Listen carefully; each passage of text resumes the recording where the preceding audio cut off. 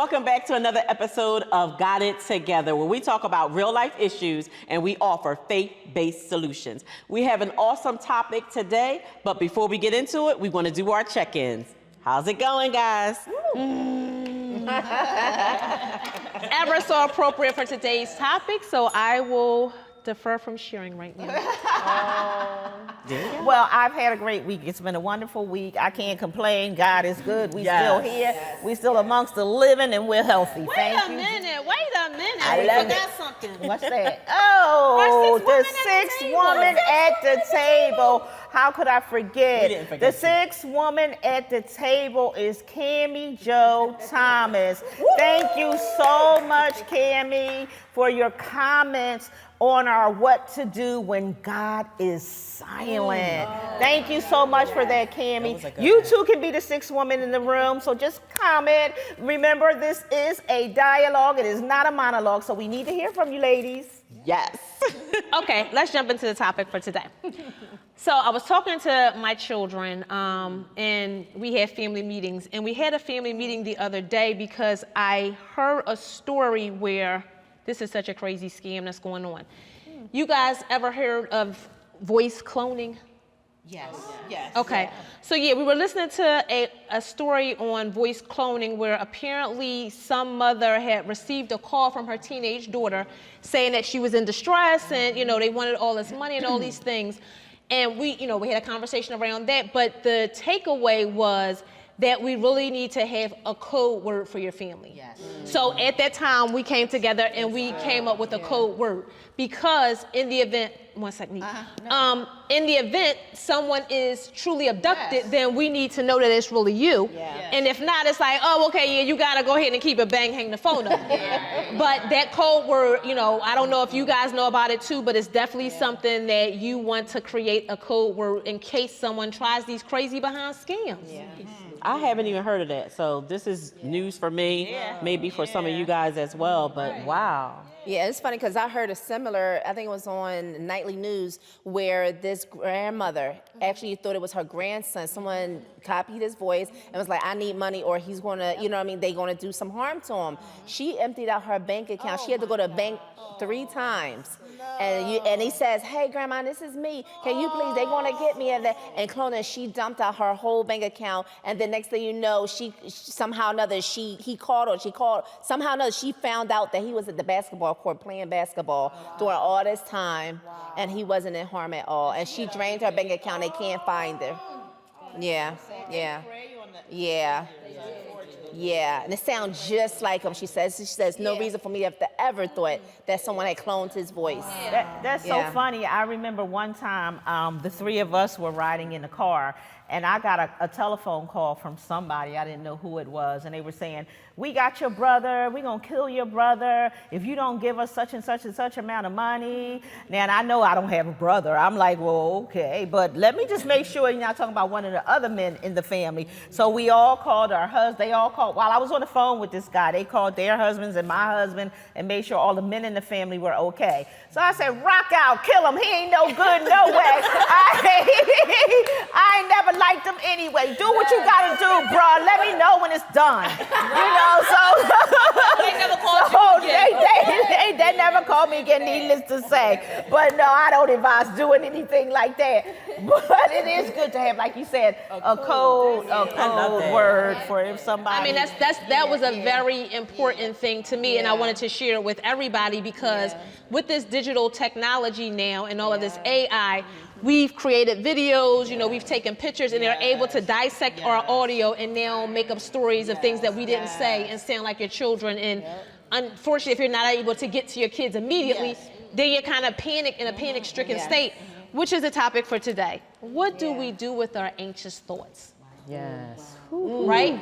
So let's just segue right into our anxious thoughts. And of course, anytime that it's around our children or around our spouse or around our parents or around our family in general, it can just cause such anxiety for us. So what are some of those things that cause you anxiety? Wow. I think it's good to kind of outline, just a working definition of anxiety as well. But it's an intense, excessive, and persistent worry right? That's almost like a fear about everyday situations, everyday situations. And I think sometimes, what happens is that if that anxiety then turns into, I would say, a situation where you can't function, you can't think clearly, it's affecting the way you behave, so it's messing with your livelihood in a sense. You can look at it as, an anxiety disorder. But every day we go through and have anxious thoughts, and, we're aware of that. But when it gets to, when it gets to the place where it's affecting how we live or functioning, that's when it's really serious. But I know when I have, intrusive or anxious thoughts, the one thing that I like to do is counter them with the truth of what God's word says. So I always say, like, if I have something and something is in my head, or I'm worried about my child or a situation like that, I'm going to counter that thought with, what did the word say? Because what you want to do is become, what I tell my clients, your own inspector of your situation. So I want to look at it. Is it factual? Yes. Is it factual? Because you can look at it and ask yourself some questions to see if it is factual. And then, how does it align with what God has said?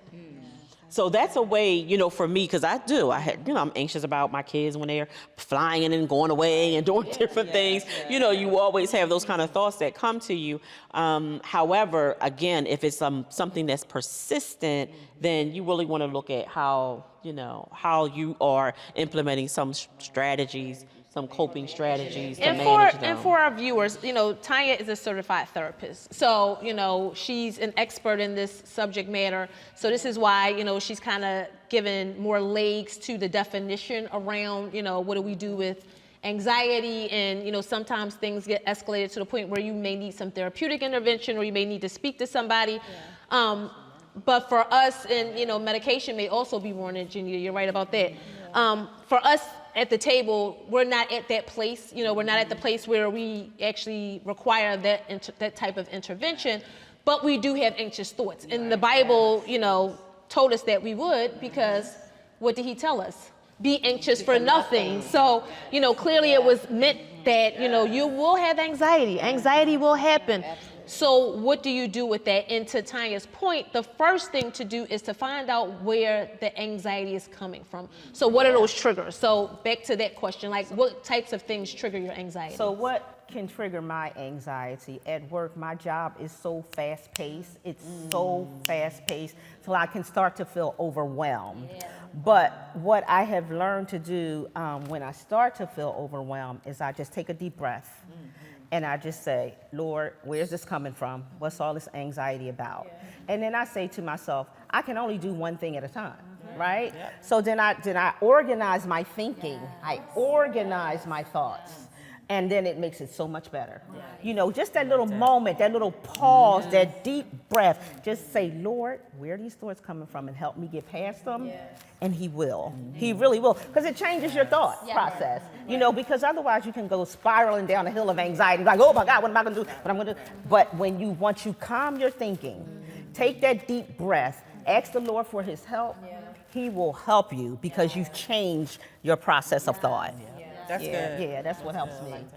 And isn't anxiety, I think you have short-term anxiety. Like for me, I get anxiety when I go on a job interview or whenever I'm being, like a short-term anxiety, like an interview. Like that paranoids the crap out of me. That's why I went to college and I got into HR because I didn't want to ask no more. I didn't want nobody asking me questions. I'm going to ask you the question. Now I combated my anxiety when it came to Don't ask me no question. I'm going to ask you the question. We're learning something new today. That is exactly why I got into HR. It's funny because you would see I, love talking and sharing and hanging out with my family and friends, but to be put in front of a spotlight or anything, that's my anxiety. I get tongue-tied, I get forgetful, I get nervous, and like I said, that was the main thing, because I was like, I got to do better, you know what I mean, at this. So I said, okay, what do I want? It was time to select a major. I'm like, okay, well, what's the ooh, HR. Ding, ding, ding, ding. I'll get a bet for all the anxiety they cause me. Exactly. But how do you calm those thoughts? How do I calm those thoughts? it's a challenge for me, I have to be honest. Because no matter what, even to speak out on public today, ladies, you know what I mean, and gentlemen, like, I do get a little nervous. Y'all may notice I stutter or see, I'm doing it now. But but I just get nervous and I get, anxious about what I'm gonna say. Am I gonna say it correctly? What I have in my mind sometimes don't come out correctly, But I just learn, like, I got it. I just gotta keep telling myself I got it. So again, you have to speak to yourself or just ask God, I'm about to go in front of thousands of people, millions of people that's gonna see this. Please just help, my words to be encouraging and comforting and, So, that's how I do it as well. You just gotta talk to God for me to work like you. And what's good about that, D, too, is like before we go on camera, we pray. Yes. And we ask for God assistance to help us through this. So prayer really works. It really, really works in terms of everyday living. Prayer works. Every day and everything. And I get a little anxious, I would say, for time, when it's time restricted things, because if anybody knows me, I kind of struggle in that area with being on time for things. And it takes me to a place in my life when my children were a little bit younger, not much, but when I had Well, currently, whatever. Just yesterday. Right, just yesterday, today. But, and I have to get them prepared for school, and, me in my head, I'm thinking, oh gosh, I gotta be this place at a certain time. I need you guys to move, and I'm pushing them along, and I'm pretty much yelling and screaming to get them up and to get them moving. Causing them anxiety. Yes, exactly. Causing them anxiety is correct. And one of my children, he would basically come out with a fighting, because that's who he is. The other child, he would just kind of shut down, So for me, time is a real sensitive issue for me.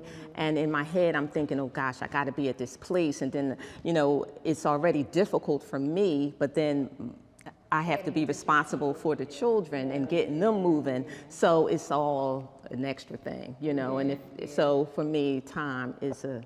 How do you get through it? Whew.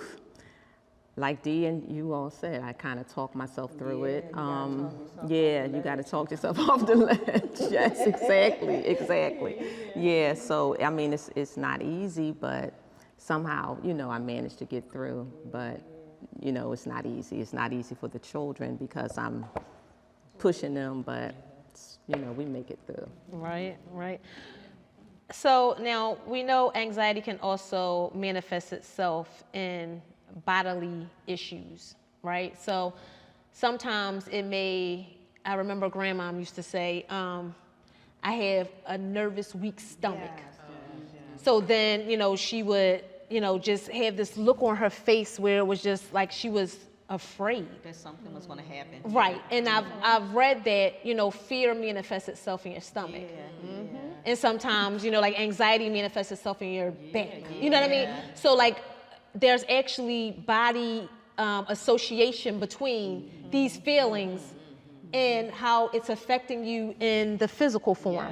So do you guys struggle with any, body symptoms when I'm not talking full-blown anxiety attack where you're sweating, heart racing, and all those things, but just things of, you may start to Dee's point, stutter a little bit. For me, I might eat more. At times of anxiety, I may overeat, during times of anxiety.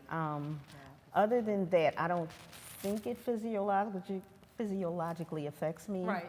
But as far as the eating is concerned, it can lead to physiological effects, like overweight and high blood pressure and da-da-da-da-da. Now, it's funny. Yeah, I'm sorry to cut you off, but now that you mentioned about eating, I'm thinking like, wait a minute, it was a time where I had a long-term anxiety, a couple of years, and I was the opposite.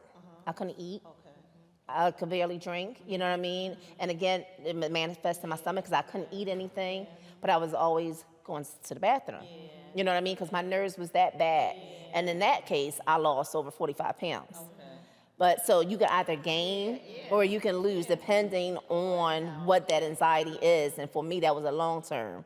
It was long enough. And then even in the short term, you know, for you, it's like sometimes when it's immediate, I guess that's when you be like, I you just know what, need I'm immediate satisfaction. I think this will take things away.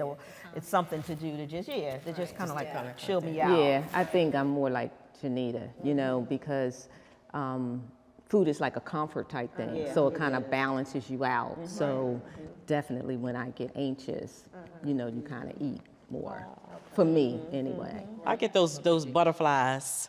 Oh Yeah. So if it's before I have to speak or do something like major, if I'm in my head, I get that fluttering in my stomach. And how do you calm it? I ask myself questions and challenge myself, especially if I'm doing ministry work and God has, you know, gracefully, you know, opened a door for me to be able to do that. It's such an honor that I'm so thankful that I can get into a you know, just Lord, I thank you because this is where you brought me. So that means, Lord, you're going to provide, you're going to give me everything that I need to be able to be successful with the people that you're going to bring my way. So I'll get into one of those kind of cycles where I'm just thanking God, I'm just for using me because of, you know, oh, wretched man that I am.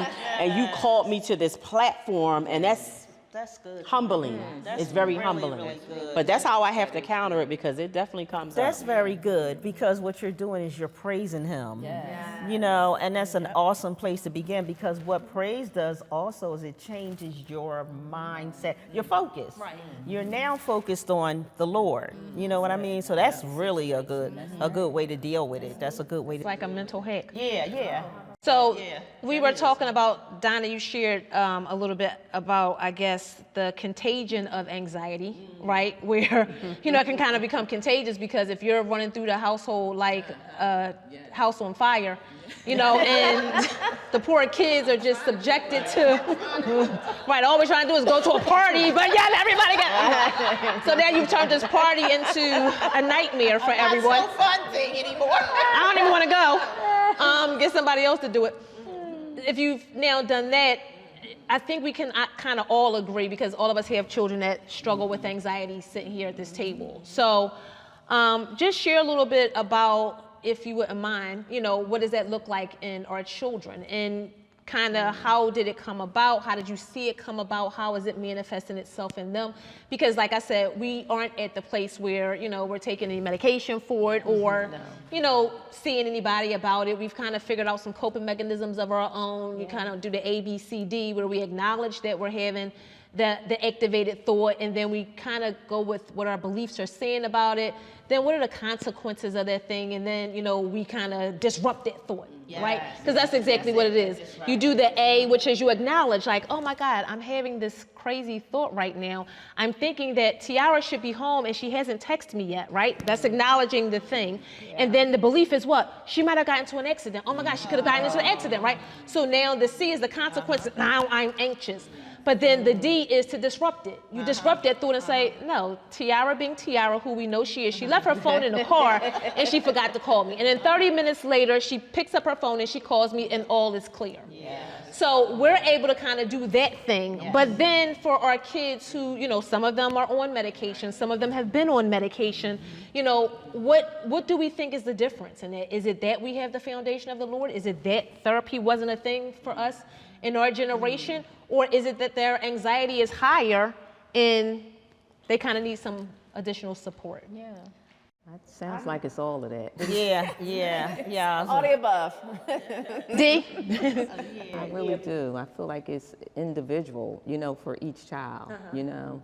Now for my child, he kind of recognized that he had issues with anxious thoughts. So he kind of stepped out there and he kind of let us know, you know, which was decent on his part. But so what he does to kind of manage it, sometimes he'll meditate, he'll do things like that, or he'll exercise, which is really good. I find that helpful as well. And he'll talk to someone, you know. So I think that a combination of that stuff is kind of helping him. to be able to balance and to regulate his anxious thoughts. So yeah, I think that it's different tools for different people, you know. So, but for him, that seems to work.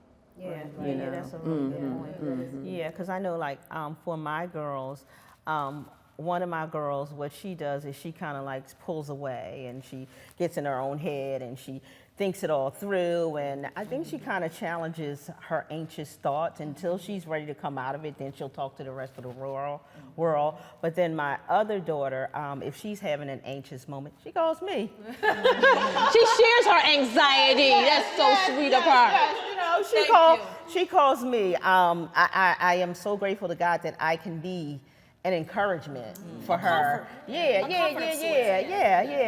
I'm just so grateful that she trusts me enough to be able to share it with me, and that God gives me the answer to help her get through that moment. Because a lot of times our anxiety is not an all-day occurrence. You know, thank God. Oh God, thank God. It's not an all-day occurrence, but just to get you over the hump so that you can get through the rest of your day. If you do, you have somebody that you can talk to that kind of can speak biblically to you, as well as speak to you on a humanistic level, yeah, you know, a humanistic level, and get you things like, if you, also what I share with her sometimes is you can turn on some music, some gospel music that makes you feel good, it change your whole thought. You can turn on a sermon, you know, listen to a word from God, and that'll change your whole trajectory. And even if you're having anxious thinking when you're trying to go to sleep, put on some gospel music in your ear and just meditate on the Lord, and it'll allow you to sleep better. So there are many different ways of handling anxiety. Yeah. Joel put me to bed last night. Amen. Well, we don't want Victoria to know about that. Oh, well, yeah, let me rephrase that. Yeah, I watched him. Oh, well, good. Thank you. And Thank his you. word Ooh, that was close. so comforting. That was calmed close. me down and allowed me to peacefully go to sleep. Let me. Sorry, Victoria. We love you, Victoria. Yes. We didn't need that kind of scandal going on here. Ugh. Anybody else do anything differently with how their children manage their anxiety?